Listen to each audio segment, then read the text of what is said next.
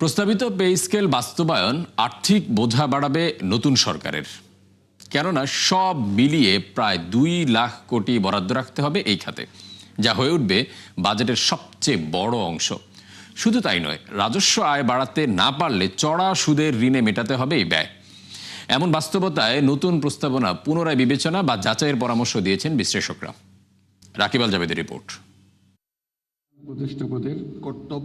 কর্তব্য দায়িত্বের শুরু থেকেই অপ্রয়োজনীয় ব্যয় কমাতে কঠোর অবস্থানে ছিল অন্তর্বর্তী সরকার, যার বড় প্রতিফলন ছিল বাজেটের আয়তন ছোট করা, উন্নয়ন প্রকল্পে বরাদ্দ কমানো, অর্থ ছাড়ে বাড়তি সতর্কতা কিংবা শিক্ষকদের এমপিও ভুক্তি না করা। তবে সেই অবস্থানের পুরোটাই বদলে যায় শেষ সময়ে এসে সরকারি কর্মকর্তাদের জন্য 143% বেতন বাড়ানোর সুপারিশ করায়, যদিও তার বাস্তবায়ন থেকে সরে আসতে বাধ্য হয় নানা মহলের সমালোচনায়। অন্তর্বর্তী সরকার বেতন বাড়ানোর প্রক্রিয়া থেকে সরে এলেও তা রেখে দেয়া হয়েছে পরবর্তী রাজনৈতিক সরকারের জন্য। প্রশ্ন হলো, এই সুপারিশ বাস্তবায়নের জন্য বাড়তি 1,06,000 কোটি টাকা কোথায় পাবে নতুন সরকার? এই 1 লক্ষ কোটি টাকা আগামী 3 বছরে যেটা এডিশনাল, এইটা আপনি কোত্থেকে আনবেন?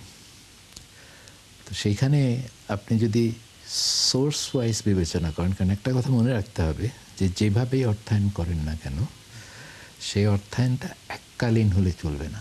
কাজে টাকা চাপানো যাবে না, ধার করা যাবে না। তাহলে সোর্স কি থাকে? রেভিনিউ বাড়াইতে হবে অথবা এক্সপেন্ডিচার কমাইতে হবে অন্যান্য খাতে। ছোটোখাটো এক্সপেন্ডিচার কমাইলে হবে না, বড় ধরনের এক্সপেন্ডিচার কাট দরকার হবে। সেইটার জায়গা কি আছে? সব মিলেও যদি করি না, কিছু ভর্তুকি, কিছু এডিপি, কিছু অন্যান্য খাত, সেটা কোন জায়গায় এবং ওইটা কমালে ওইটার কনসিকোয়েন্সটা কী হবে, এটাও তো আপনাকে বিবেচনায় আনতে হবে। চলতি অর্থবছরের বাজেটে সরকারি কর্মকর্তাদের জন্য বেতন ও ভাতা বাবদ মোট বরাদ্দ রাখা হয় 84,684 কোটি টাকা, যা মোট বাজেটের 11.5%। তবে পরের অর্থবছরে পে স্কেল বাস্তবায়ন হলে সেই ব্যয় দাঁড়াবে 1,90,000 কোটিতে। অর্থাৎ প্রচলিত হারে বাজেটের আয়তন বাড়লেও তার প্রায় 4 ভাগের 1 ভাগই চলে যাবে কেবল বেতন ভাতা পরিশোধে। ফলে ব্যয়ের ক্ষেত্রে সবার উপরেই থাকতে পারে এই খাত, কিন্তু একই হারে রাজস্ব আদায় না হলে ধারকর্যে নির্ভর করতে হবে সরকারকে, যা আরও এক দফা হুমকির মুখে ফেলবে আর্থিক ব্যবস্থাপনাকে। ওনারা হয়তো যেই বেতন স্কেলটা বাড়াতে বলছেন এবং তার জন্য যেই অতিরিক্ত জনগণের করের অর্থ এটার পিছনে ব্যয় হবে, সেইটার যৌক্তিকতাগুলো কি আছে, সেইগুলোকে ওনারা কিভাবে লিপিবদ্ধ করেছেন। যতদিন পে কমিশনের এই রিপোর্টকে এই সরকার আটকে রাখবেন, এটাকে চাপা দিয়ে রাখবেন, ততদিন পর্যন্ত জনগণের সাথে আমলাতন্ত্রের একটা দূরত্ব ওনারা তৈরি করছেন, যেইটার ফলাফল সামনের দিনে যারা সরকারে আসবেন তাদের জন্য ভালো হবে না। ঢালাওভাবে এই পে ইনক্রিজ করাটা অ্যাফোর্ডেবল না। এখন ধরেন নিচের দিকে যারা আছেন, সেইখানে যেভাবে তাদের অতীতে বেতন বেড়েছে এবং সেই তুলনায় মূল্যস্ফীতি বৃদ্ধির হারটা বেশি ছিল, সেটা ঠিক। তো সেইটুকু কম্পেনসেশন নিচের দিকে করে একটা নতুন হিসাব করা দরকার। বর্তমানে বাজেটের 1/4 নিচে নেমেছে উন্নয়ন ব্যয়। অন্যদিকে বিপুল রাজস্ব ঘাটতি থাকায় বাড়াতে হচ্ছে ঘাটতি অর্থায়নের লক্ষ্যমাত্রাও। রাকিব আল জাবেদ, 71, ঢাকা। এবারে নির্বাচনে আব্দুল আউয়াল মিন্টু কিংবা পুরান ঢাকার এনায়েতুল্লাহকে ছাপিয়ে শত কোটির সম্পদে এগিয়ে ইসলামী আন্দোলনের জাকির হোসেন পাটোয়ারি। লক্ষ্মীপুর 1 আসনের ওই প্রার্থীর সম্পদ 126 কোটি টাকার। আছে 42 একর জমি, ডজনের বেশি ফ্ল্যাট ও 8টি গাড়ি। অনেকের মতে লজিং মাস্টারি থেকে মাত্র 2 দশকে হয়েছেন অঢেল সম্পত্তির মালিক। ফলে প্রশ্ন উঠেছে উৎস নিয়ে। মাইনুল হাসানের রিপোর্ট। জাকির হোসেন পাটোয়ারি ইসলামী আন্দোলনের এই প্রার্থী লক্ষ্মীপুর 1 আসনে লড়ছেন হাত পাখা প্রতীকে। এলাকার উন্নয়ন, কর্মসংস্থান কিংবা স্বাস্থ্য শিক্ষার মান বাড়াতে দিচ্ছেন একের পর এক প্রতিশ্রুতি। তার এসব কর্মকাণ্ড গণমাধ্যমে খুব একটা জায়গা না পেলেও আশ্চর্যের তথ্য হলো সম্পদের বিচারে তিনি শীর্ষদের কাতারে। অর্থাৎ শতকোটিপতি আব্দুল আউয়াল মিন্টু কিংবা এনায়েতুল্লাহকে ছাপিয়ে তার সম্পদ 126 কোটি টাকার উপরে। অনেকের মতে তার একার এই সম্পদ তার দলের সম্মিলিত সম্পদ থেকেও বেশি। অথচ একসময় ছিলেন লজিং মাস্টার। আঙ্গুল ফুলে কলা গাছ বনে গেছেন মাত্র 2 দশকে। 50 বছর বয়সী এই ব্যবসায়ীর হলফনামা বলছে স্থাবর অস্থাবর মিলিয়ে সম্পদের পরিমাণ 126 কোটি 47 লাখ টাকা। বিভিন্ন ব্যাংকের 10টি অ্যাকাউন্টে জমা 2.5 কোটি টাকার উপরে। আছে 8টি গাড়ি, যার মূল্য দেখিয়েছেন 1 কোটি 93 লাখ 45 হাজার টাকা। Al Madina pharma, marigold properties, smart shoes সহ 10টি কোম্পানির বন্ড ও ঋণপত্রে বিনিয়োগ 36 কোটি 37 লাখ টাকা। স্বাধীনতা রক্ষায় একটি ন্যায়ভিত্তিক, মানবিক ও সমৃদ্ধ বাংলাদেশ গড়ে তোলা।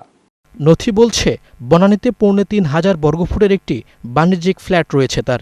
এছাড়া তেজগাঁও, রাজাবাজার, সেনপাড়া, কাফরুলে আছে আরও 15টি ফ্ল্যাট। ঢাকা, নারায়ণগঞ্জ, মানিকগঞ্জ, লক্ষ্মীপুর সহ দেশের নানা প্রান্তে আছে 42.5 একর কৃষি ও কৃষি জমি। যেখানে হকের আলোচনা হয়, সত্যের আলোচনা হয়। হলফনামায় সবশেষ বছরের আয় দেখিয়েছেন 18 কোটি 74 লাখ টাকা, যেখানে ব্যবসা থেকে আয় 18 কোটি 22 লাখ। এছাড়া ভাড়া, চাকরি থেকে আরও 51 লাখ। সব মিলিয়ে আয়ের বিপরীতে কর পরিশোধ করেছেন 7.5 কোটি টাকা। নথিতে ভরণ পোষণ, আবাসন, ব্যক্তিগত যানবাহন, শিক্ষা ও বিভিন্ন পরিষেবায় ব্যয় দেখিয়েছেন 29.5 লাখ টাকা। আর এবারের নির্বাচনে তার ব্যয়ের লক্ষ্য 25 লাখ। হলফনামা অনুযায়ী ব্যাংকে তার ঋণ আছে 51 কোটি টাকার উপরে। এই জাকির পাটোয়ারি সাহেব, সে কি আপনাদের টাকা আত্মসাৎ করবে, চুরি করবে? মইনুল হাসান, 71, ঢাকা। ইসলামের বিপক্ষে কোনো বিশ্ববাজারে রেকর্ডের পর রেকর্ড ছাড়িয়ে যাচ্ছে স্বর্ণের দাম। মাত্র 24 ঘন্টায় 3.5% বেড়ে আউন্স প্রতি স্বর্ণের দাম ছাড়িয়েছে $5,000। চলমান বাণিজ্য যুদ্ধের কারণে ভূরাজনৈতিক অস্থিরতায় কমছে ডলারের মান। USDX এর তথ্য অনুযায়ী 4 বছরের মধ্যে সর্বনিম্ন 95.97 পয়েন্টে ডলারের মান। অন্যদিকে বছরের চতুর্থ প্রান্তিকে ফেডের সুদ হার কমানোর প্রত্যাশার ফলে অর্থনৈতিক অনিশ্চয়তায় ডলার ছেড়ে বিনিয়োগকারীরা ঝুঁকেছেন স্বর্ণের দিকে। আর তাতেই অনন্য উচ্চতায় মূল্যবান এই ধাতু। পাশাপাশি রেকর্ড ছাড়িয়েছে রূপার দামেও। আউন্স প্রতি 9% বেশি বেড়ে পৌঁছেছে $115। এদিকে মাত্র একদিনের ব্যবধানে ভরিতে 7,348 টাকা বাড়ল স্বর্ণের দাম। আর তাতেই ইতিহাসের সব রেকর্ড ভেঙে আজ থেকেই 22 ক্যারেটের স্বর্ণের দাম 2,69,788 টাকা। বাংলাদেশ জুয়েলার্স সমিতি বাজুস এক বিজ্ঞপ্তিতে এ তথ্য জানায়। বলা হয়, আন্তর্জাতিক বাজারে তেজাবি স্বর্ণের দাম বাড়ায় দেশীয় বাজারে সমন্বয় করা হয়েছে। নতুন মূল্য অনুযায়ী আজ থেকে 21 ক্যারেটের 1 ভরি স্বর্ণ কিনতে গ্রাহকদের গুনতে হবে 2,57,483 টাকা। এছাড়া সনাতন পদ্ধতির 1 ভরি রূপার দাম 4,782 টাকা নির্ধারণ করে দেয় বাজুস। চড়া নীতি সুধারের কারণে গেল 1.5 বছরে চাকরি হারিয়েছেন 12 লাখ মানুষ। আগামী 6 মাসে এই তালিকায় যুক্ত হতে পারে সমপরিমাণ কর্মী। আইসিসি সেমিনারে এমন আশঙ্কার কথা জানান ব্যবসায়ীরা। বলেন, এলডিসি উত্তরণের জন্য প্রস্তুত নয় ব্যাংক খাত, তবে ভিন্ন মত গভর্নরের। সময় পেছানোর সমালোচনা করে তিনি বলেন, মূল্যস্ফীতি ও খেলাপি ঋণ কমে আসলেই ইতিবাচক প্রভাব পড়বে সুদ হারে। রাকিব আল জাবেদের report.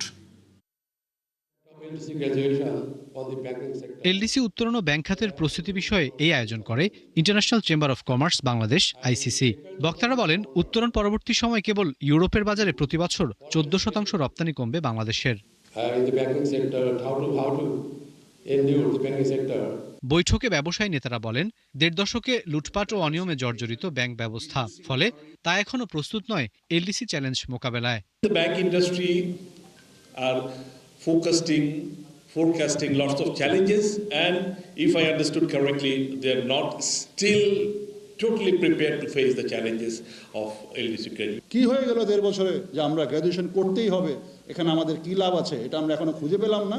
But ultimately let an elected body decide this, because এটাতে আমরা আসলে একই কথা বারবার বলে লাভ হবে না।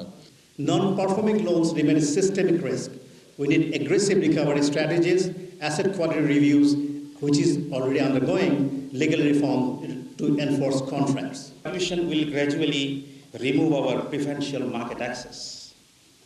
Under the European Union EBA, we are aware that everything but arms scheme, most exports, mainly RMG, currently enter duty-free. এ সময় বাংলাদেশ ব্যাংকের সংকোচনমূলক মুদ্রানীতির কঠোর সমালোচনা করে একে আজাদ বলেন, বিনিয়োগ না হওয়ায় বেকার হয়ে পড়ছেন অনেকে। আগামী 6 মাসে সেই তালিকায় যুক্ত হতে পারে আরও 12 লাখ মানুষ।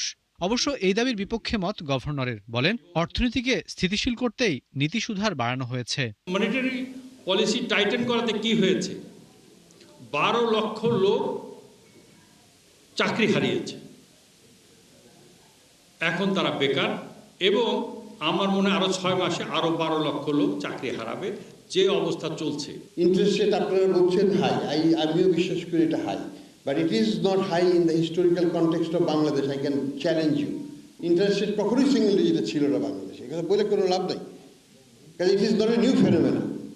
But at the same time যখন একটা দেশ থেকে 3 লক্ষ কোটি টাকা চলে গেছে শুধু ব্যাংকিং সিস্টেম থেকে $20 বিলিয়ন, অর্থাৎ 20 থেকে $25 বিলিয়ন চলে গেছে, সেখানে কন্ট্রাকশন হবে না? অবশ্যই ডিপোজিট গ্রোথ কম্প্রেসড হয়েছে। এ সময় উত্তরণের জন্য বাড়তি সময় না চেয়ে বরং ব্যবসায়ীদেরকে প্রস্তুতি নেওয়ার পরামর্শ দেন doctor Ahsan H Mansur. We have to work hard, we have to compress our time schedule, but we can do it, we can do it faster.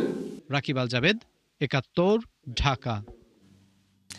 Bank বহির্ভূত 6টি দুর্বল আর্থিক প্রতিষ্ঠান বন্ধের চূড়ান্ত সিদ্ধান্ত নিয়েছে কেন্দ্রীয় ব্যাংক। মঙ্গলবারের বোর্ড সভায় এই সিদ্ধান্ত নেওয়া হয়। প্রতিষ্ঠানগুলো হলো first finance, premier leasing, first finance, viva finance, peoples leasing এবং ইন্টারন্যাশনাল লিজিং। মূলত দুর্বল আর্থিক ভিত্তি, অনিয়ম ও অব্যবস্থাপনার কারণে দীর্ঘদিন ধরে টিকে থাকার অনুপযোগী হয়ে পড়েছিল প্রতিষ্ঠানগুলো, যার ভিত্তিতে মোট 9 প্রতিষ্ঠান অবসায়নের বিষয়ে সিদ্ধান্ত নেয় নিয়ন্ত্রক সংস্থা। তবে গতকালের সভায় 3টিকে ঘুরে দাঁড়াতে বাড়তি 6 মাস সময় দেওয়া হয়। সুযোগ পাওয়া 3 প্রতিষ্ঠান হলো জিএসপি ফাইন্যান্স, প্রাইম ফাইন্যান্স ও বাংলাদেশ ইন্ডাস্ট্রিয়াল ফাইন্যান্স। কেন্দ্রীয় ব্যাংকের তথ্য অনুযায়ী উক্ত 9 প্রতিষ্ঠানের খেলাপি 75 থেকে 98%। দর্শক, এই ছিল ৭১ বিজনেসের এখনকার আয়োজনে। সরাসরি সংবাদ অনুষ্ঠান দেখতে চোখ রাখুন ৭১-এর ফেসবুক পেজ এবং সাবস্ক্রাইব করুন ৭১-এর ইউটিউব চ্যানেল। থাকুন ৭১-এর সাথেই।